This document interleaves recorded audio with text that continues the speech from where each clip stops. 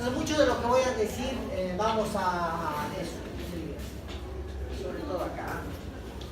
Cierra la puerta.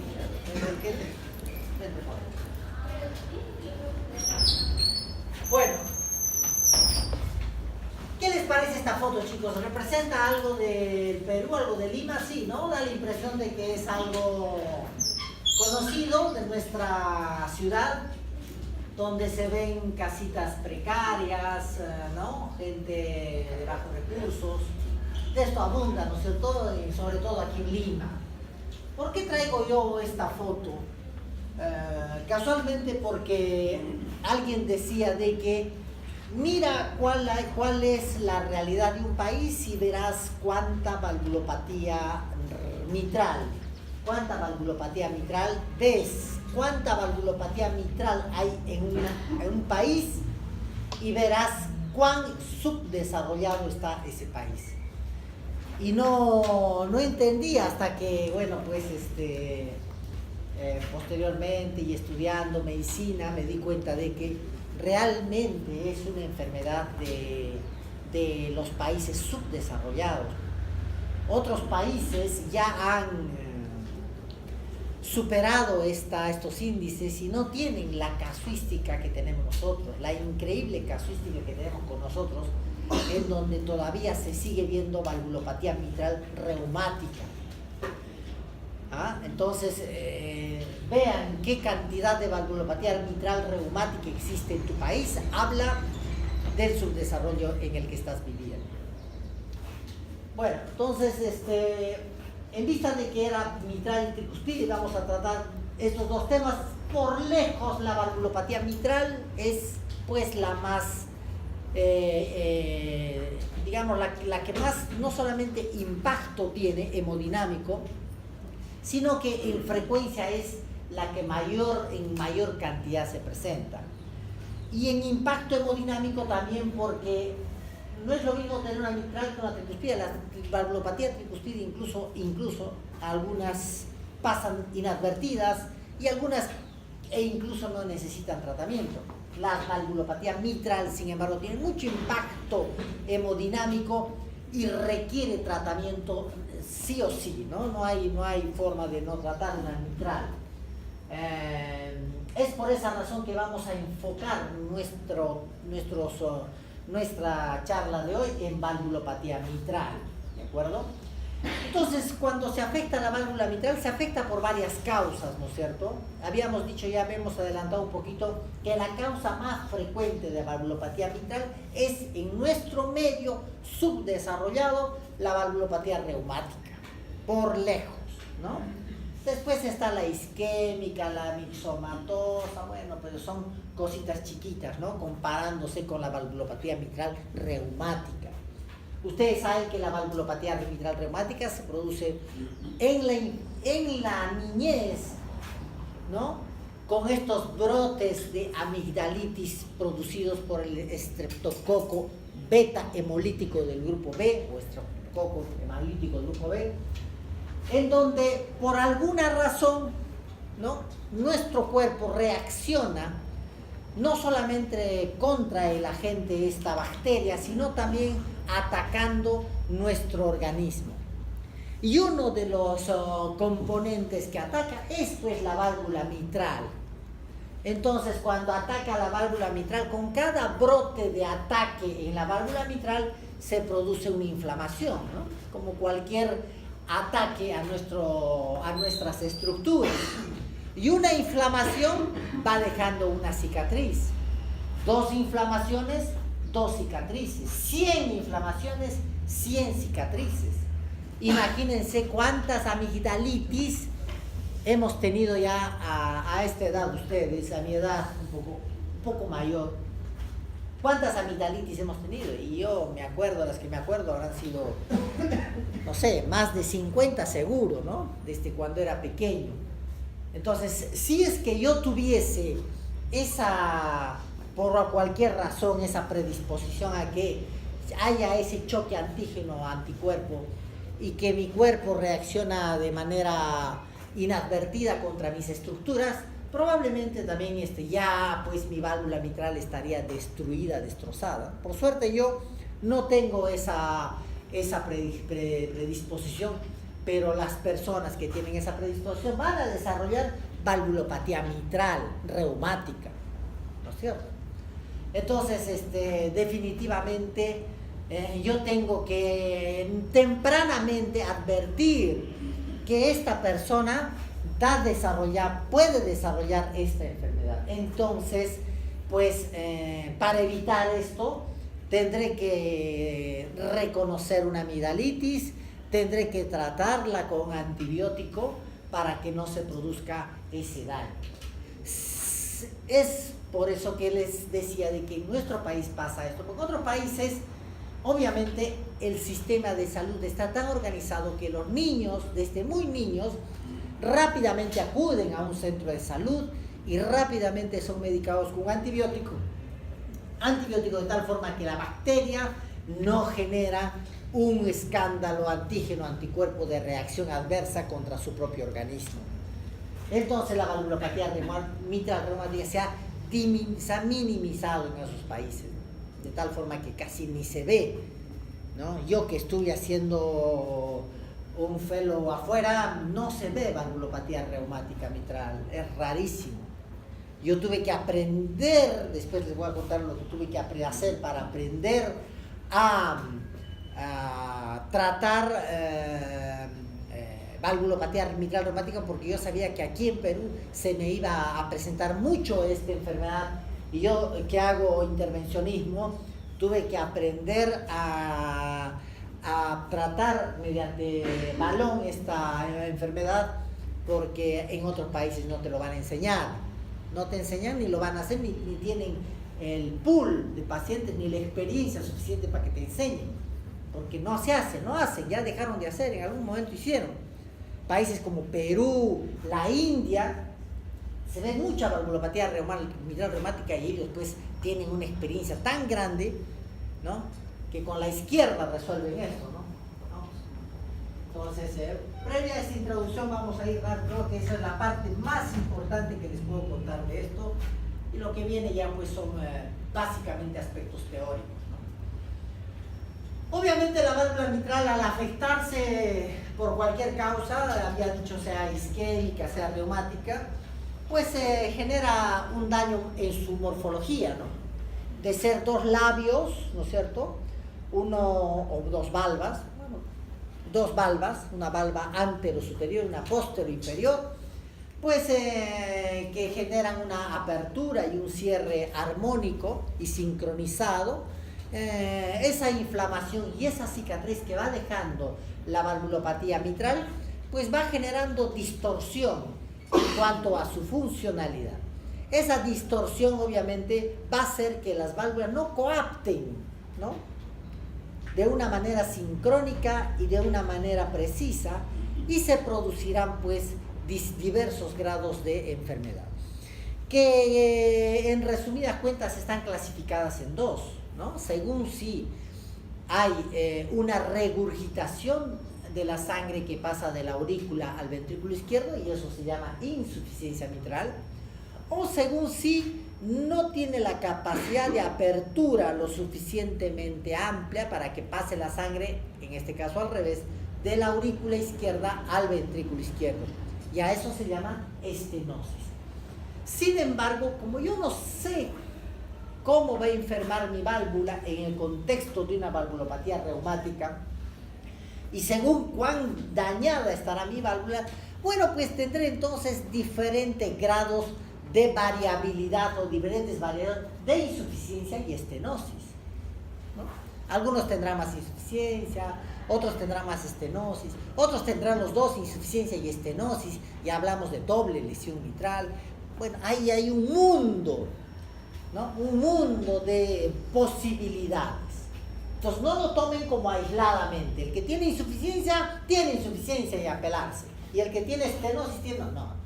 El que tiene insuficiencia puede tener grado de estenosis y viceversa, ¿no es cierto?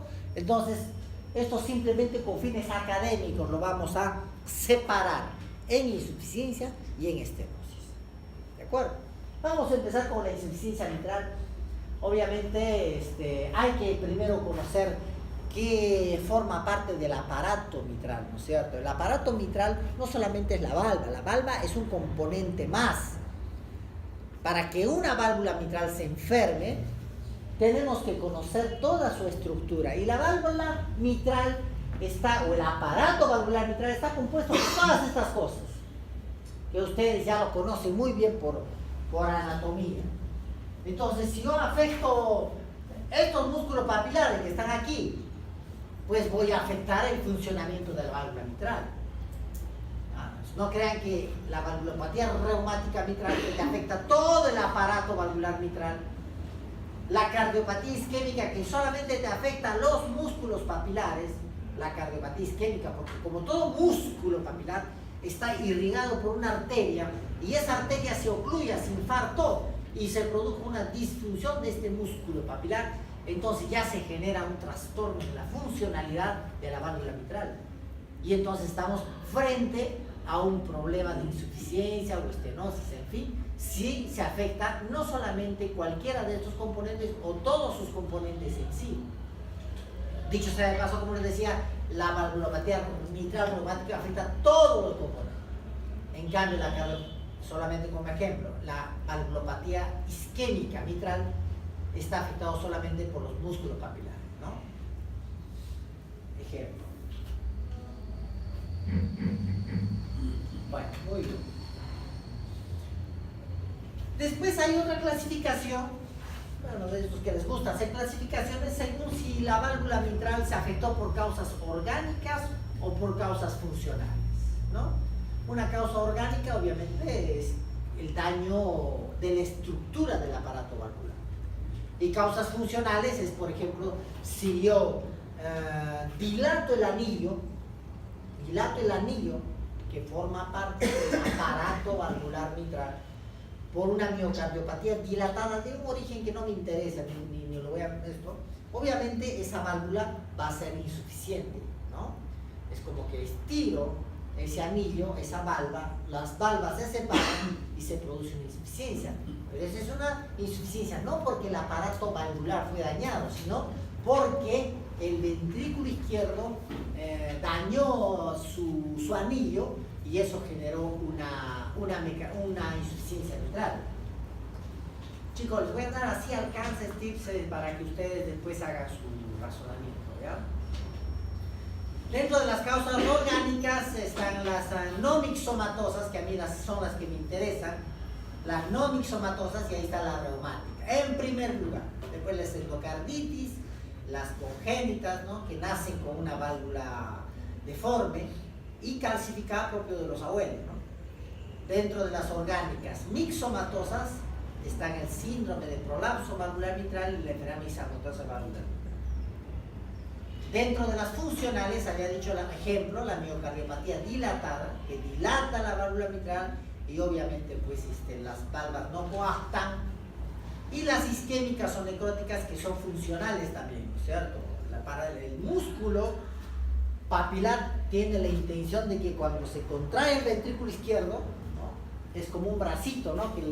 que hace que la valva no se vaya hacia la aurícula izquierda, ¿no? Y se retenga mediante una soga, podría decir, que las cuerdas tendinosas. Entonces yo lo estoy agarrando hacia mi válvula para que no se prolapse la aurícula, ¿no? Yo soy el ventrículo, digamos, acá. Entonces, si yo por alguna razón, como por ejemplo en las cardiopatías isquémicas, ese músculo disfunciona, mi válvula se va a ir hacia la aurícula y va a producir una insuficiencia. ¿Ya? Bueno, esta es una diapositiva obviamente de otro mundo, ¿no? De otro país, ¿no? Como se nota, ¿no? En ellos la valvulopatía reumática, miren cómo ha ido bajando de los 65, 70, 75, 80, 85. Y esto obviamente si seguimos bajando acá debe estar 2005, 2015 y probablemente la valvulopatía reumática ya no hay en esos países, ¿no? Ellos están incrementando la isquémica, obviamente propio de la enfermedad coronaria, causas, está subiendo la isquémica y la degenerativa está subiendo, claro. ¿Por qué? Porque esos países están incrementando su edad de que se mueren, ¿no? Antes se morían a los 80, ahora están muriendo creo a los 90, a los 100, porque su calidad de vida aumentó. Entonces, ellos están viendo mayor valvulopatía reumática, pero de origen degenerativo, o sea, del viejo, del muy viejo. Y las isquémicas que están subiendo también, pero menos que las degenerativas. Las reumáticas en franco descenso. Nosotros no tenemos acá obviamente una muy buena casa estadística, somos en ese sentido pobres, ¿no? Pero yo les aseguro que en rojo, por lo menos ahí acá, debe estar lo de amarillo se debe estar manteniendo, quizás también subiendo, ¿no? No sé, habría que hacer acá una estadística a eso. Pero reumática yo les aseguro que acá no está así. Si no, yo en el hospital no vería tanta reumática. Bueno, ¿cuál es la historia natural?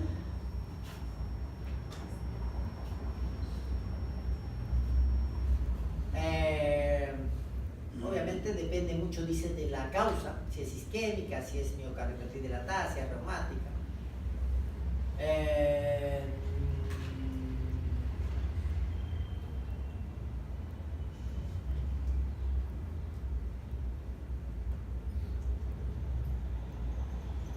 Vamos a repetir esto.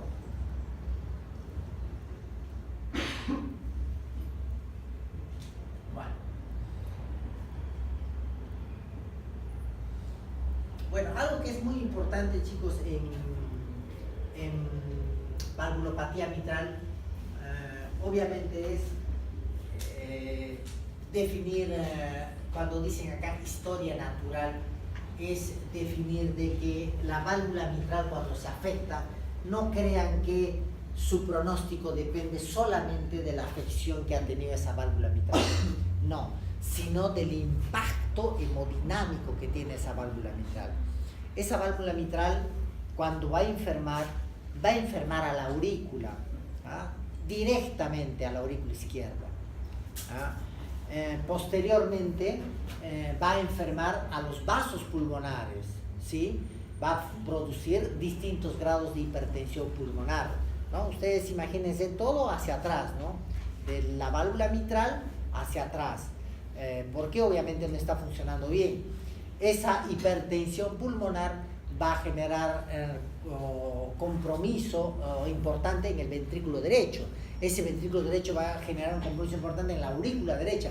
Entonces vean de que el impacto hemodinámico va a depender en su historia natural según obviamente la evolución que va a tener ese problema. Entonces cuando ustedes vean una valvulopatía mitral, no centren su atención en que la válvula está aisladamente tomada y la tenemos que considerar como única y responsable del problema.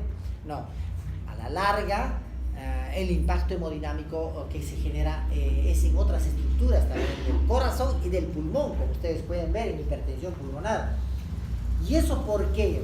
Y eso es importante porque eso les puede cambiar la historia natural de la enfermedad, eso les puede cambiar el futuro de esa persona, ¿ya? Y no solamente el futuro, sino la estrategia terapéutica. Yo puedo decir hasta qué punto este paciente puede todavía cambiarse esa válvula y hasta qué punto ya el paciente no tiene chances de hacerse absolutamente nada. Entonces el impacto hemodinámico que genera marcará la historia natural de la valvulopatía mitral, ¿cierto? Bueno, pues dentro de las herramientas diagnósticas que tenemos, obviamente la ecocardiografía es el gol estándar, ¿no? O sea, ya no hay quien le gane a la ecocardiografía. La ecocardiografía te va a definir qué severidad tiene la valvulopatía, de acuerdo a un score que ustedes lo van a tener que saber porque es producto de examen, el score de Wilkins. Hay varias scores, pero el que más se utiliza, el más conocido es el de Wilkins, que te define pues la severidad de la insuficiencia del problema mitral. Se tendrá mediante la ecocardiografía definir el mecanismo regurgitante, también la función del ventrículo izquierdo, si hay algún grado de disfunción, la presión pulmonar, que es lo que les conversaba, todos parámetros del impacto hemodinámico que está generando ese problema de la valvulopatía mitral. Bueno, acá hay una gran insuficiencia mitral, como la sangre regresa hacia la aurícula del ventrículo izquierdo, y esto ustedes lo han visto en sus talleres de ecocardiografía. Muy ¿Cuándo decimos que una persona tiene insuficiencia mitral? Bueno, acá está. Cuando el jet o la cantidad de jet, la regurgitante, es moderado, cuando es entre 10 y 25 milímetros cuadrados, esa cantidad de jet regurgitante, moderado a severo 25-40 y más de 40 milímetros cuadrados es severo, ¿no? En las isquémicas ya más de 20 milímetros cuadrados es severo. Esta es una clasificación ecocardiográfica para definir severidad. Ojo chicos, no lo tomen aisladamente. Este paciente puede tener una insuficiencia mitral aislada y ahí te sirve esto, pero también puede tener una estenosis sobreagregada y ahí como que se va a complicar la cosa, ¿no? Si fuera una insuficiencia aislada, sí, bueno, tomen estos datos, ¿no? Bueno, vamos a ir un poquito más rápido. Bueno, una de las afecciones frecuentes y que muchos de ustedes o muchos de jóvenes van a una consulta médica y les dicen, tiene un soplo. Y de repente el ecocardiografista va y le dice, tiene una insuficiencia mitral leve. Y la válvula se nota de que se mete en sístole dentro de la aurícula izquierda. Bueno, a esa entidad se llama prolapso de válvula mitral, ¿ya? El prolapso de la válvula mitral, le dicen generalmente no te preocupes, quédate tranquilo, no pasa nada, no te va a pasar nada.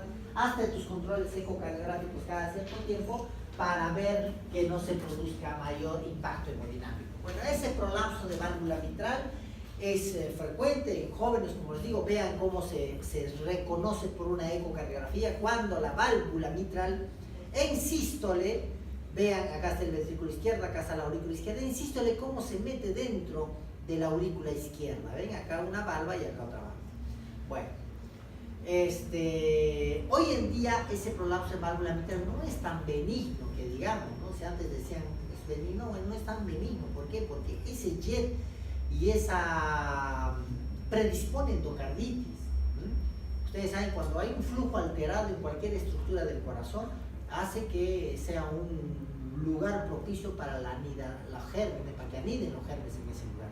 Entonces, esto es muy pasible de ser infectado por un germen, ¿no? Entonces, mucho cuidado con eso, que no es tan banal como se creía. Bueno, un poquito más del prolapso de la válvula mitral. Y como ven acá, mira, se presentan en jóvenes, dice que acá generalmente en mujeres, hay un soplo pequeño, ¿no? Eso de semiología no lo vamos a hacer ahora, así que ustedes lo saben muy bien. Las válvulas están finas, es decir, no hay ninguna deformidad, las válvulas se ven impecables. Y la persona consulta por palpitaciones, ¿no? ¿Por qué produce palpitaciones? Porque obviamente hay un jet regurgitante, aunque mínimo, que va generando un remolino hemodinámico en la aurícula izquierda y puede generar algunas extrasístoles, palpitaciones. También hipotensión ortostática. Acá dice curso clínico benigno, y yo le pondría con un signo de interrogación, porque si él tiene una endocarditis, ya no sería tan benigno, pues, ¿no? Ese es grave. Eso para diferenciar simplemente de las enfermedades mitral mixomatosas, ¿no?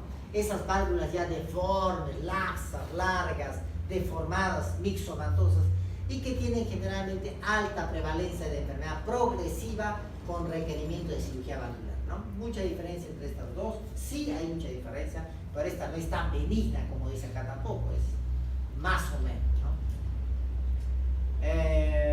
Ahí están los predictores de un prolapso de válvula mitral, obviamente, si el grosor valvar según la edad, ¿no? A mayor joven, mayor sobrevida, a mayor severidad, obviamente es como un predictor. Si está dilatado el ventrículo izquierdo, también es un predictor. Bueno.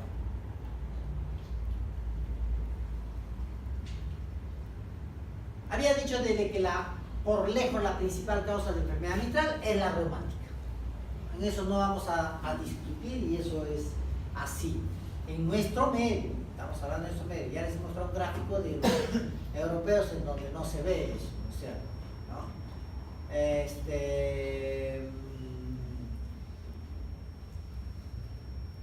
Bueno, esto es un poquito para que entiendan cómo una miocardiopatía isquémica afecta a la válvula mitral cuando el músculo papilar se compromete y se desplaza, pues las cuerdas tendinosas no tensan las válvulas mitrales adecuadamente y se produce una regurgitación o una insuficiencia mitral del ventrículo izquierdo a la auricular izquierda.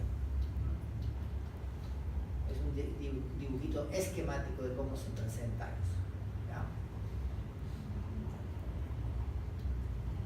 Bueno, en este caso vean cómo ahí se produce el problema de esta valva. Acá está el músculo papilar afectado, acá están las cuerdas tendinosas, y vean pues que no cumple su papel tensor adecuado de esta valva, y se produce un prolapso y una coaptación anormal y una regurgitación por ese espacio de la sangre del ventrículo izquierdo hacia la aurícula izquierda. Esto sería una coaptación normal, esto es una coaptación anormal, ¿no? Muy bien.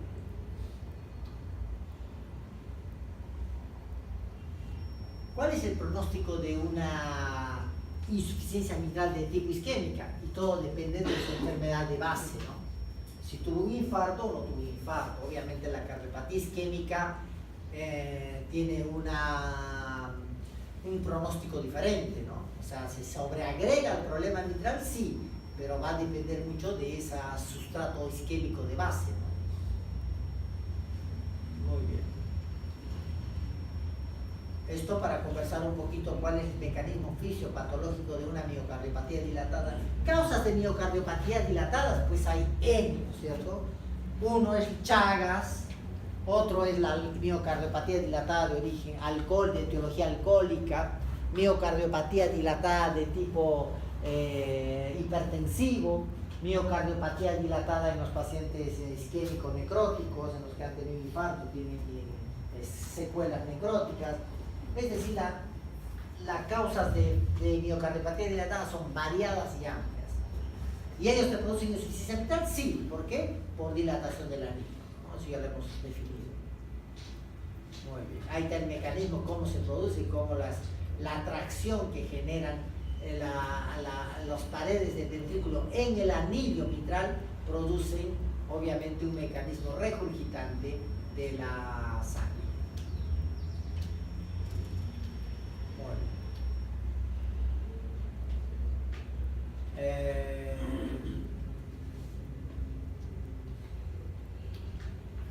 Vamos a ir un poquito más rápido.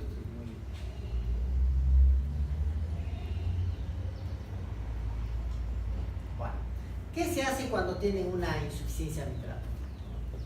Obviamente, una vez que hacen el diagnóstico con el método gold estándar, que es la ecocardiografía, eso no significa que no le van a hacer otros estudios, como ustedes ya saben, una radiografía de tórax para definir cómo están los campos pulmonares, para definir cómo está esa silueta cardíaca, un electrocardiograma que les pueda ayudar a definir también cómo están las cavidades, si hay alguna etiología isquémica de base que puede estar ocasionando y puede ser causa de ese problema valvular mitral. Y posteriormente un ecocardiograma, pues, que es el gold estándar, que define claramente cuáles son las causas, y ahí te va a definir, te va a acercar muchísimo a saber si estamos frente a una insuficiencia mitral aislada o está sobreagregada con una estenosis, y hablamos de doble lesión mitral, en fin. Y vemos pues de definir, mira cómo está la reumática, ¿no? En este país, ¿no? Una insuficiencia mitral apenas 5%, ¿no? En nuestro país esto debe ser al revés, ¿no? Esto debe estar acá arriba. Alta prevalencia de fiebre reumática en nuestro país. Bueno. ¿Y qué hacemos, no es cierto? Bueno, la insuficiencia mitral tiene hoy en día dos formas de tratarlas. La tradicional, ¿no? La tradicional, y es la que mostramos aquí, es la de tipo quirúrgico, ¿no? Definitivamente el cirujano abre el pecho, ve esa válvula insuficiente, estamos hablando, sí, en el supuesto caso de que sea insuficiencia mitral sola, aislada. Como ustedes pueden ver, Esta es una insuficiencia mitral aislada porque así académicamente lo estamos conociendo. Y pues este es un paciente que tiene solamente insuficiencia mitral aislada.